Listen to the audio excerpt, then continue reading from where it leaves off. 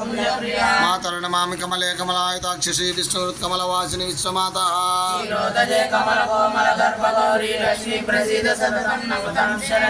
कालं योजपेत् विद्वान् सन्मासं विजितेन्द्रियः देवी नाम सहस्रेषु पुण्यमष्टोत्तरं शतम्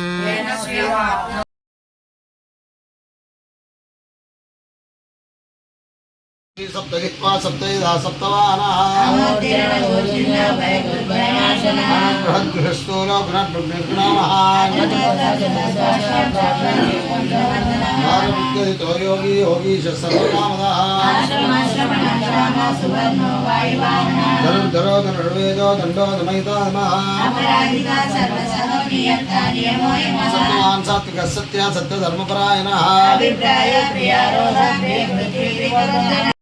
राम राम रामेन्द्र मे रामे मनोरमे सहस्रनाम तत्तुल्यं राम नाम वरानने ओम नमः इति नमो वाचा सहस्रमूर्ते सहस्रपादाक्षिशिरोर्भावे सहस्रनाम्ने पुरुषाय शाश्वते सहस्रकोटियुगधारिणे नमः सहस्रकोटियुगधारिणे नमो ओम नमः इति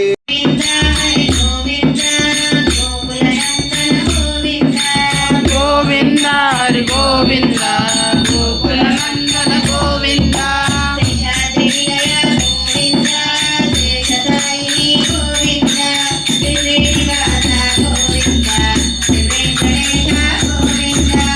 गोविंद हरि गोविंद गोकुलनंदन गोविंद गोविंद हरि गोविंद गोकुलनंदन गोविंद गोकुलनंदन गोविंद गोकुलनंदन गोविंद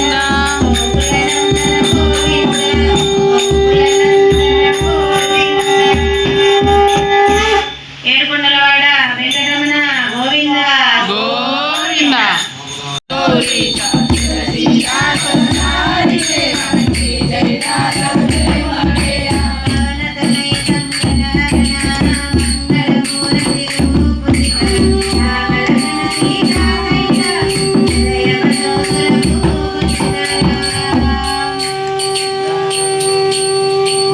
సీతారామ శ్రీరామ్ జయ రామ్ జయ జయ రామ్ శ్రీరామ్ జయ రామ్ జయ జయ రామ్ శ్రీరామ్ జయ రామ్ జయ జయ రామ్ శ్రీరామ్ జయ రామ్ జయ జయ రామ్ శ్రీరామ్ జయ రామ్ జయ జయ రామ్ శ్రీరామ్ జయ రామ్ జై జై రామ్ जय बोलो राजा रामचंद्र महाराज की जय जय बोलो सीता माता की जय जय बोलो लक्ष्मण स्वामी की जय जय बोलो पवन सुत हनुमान की जय जय శ్రీమన్నారాయణ జయ జయ శ్రీమన్నారాయణ ఆనందంగా నిలిచిపోయాడు. భగవంతునికి ఇచ్చిన మాటతోనే తన సంబంధమని భావించాడు కనుక దేవదేవునికి ప్రియతమునిగా అయ్యాడు. అటువంటి మహాజనుని కథను ఇక ముందుకు కొనసాగిద్దాము. శ్రీ వామనదేవుడు తన ఒక పాదాన్ని ఊర్ధ్వంగా చాపి ఉన్నప్పుడు బ్రహ్మదేవుడు తన కమండ జలంతో దానిని అభిషేకించాడు.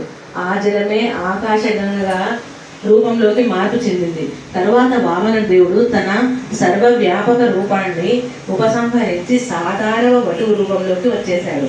అప్పుడు ఏమి అందుకే ఇక్కడ ఏమంటున్నాడు భగవంతుడు సమదృష్టి. సమదృష్టి అంటే ఏంటిది? వాడు రాక్షసుడా, వాడు దేవతనా, వాడు మానవుడా, వాడు ఇంకొకడా అని చూడకుండా ఎవడైతే అనన్య భక్తితో శరణాగతి అయి భగవంతుణ్ణి కోరుతూ ఉంటాడో, శరణ వేడుతూ ఉంటాడో వాడికి ఆయన అనుగ్రహిస్తాడు.